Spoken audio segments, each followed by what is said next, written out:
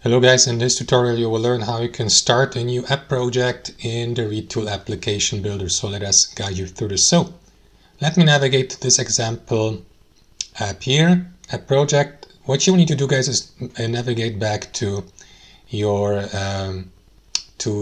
home section of your Retool account. To do that, what you want to do guys is click into this logo in the very top left corner of the app builder or editor. And here select back to home.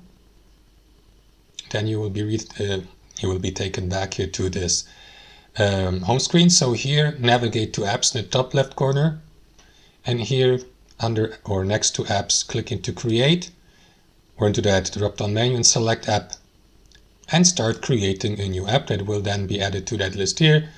And you will be also redirected to the app editor where you can start with a blank new page number 1 to start adding components to your new application project, like charts, tables, text boxes, buttons, images, JSON text editors, and so on and so forth guys. So that's it. Thanks for watching and I'll see you next time.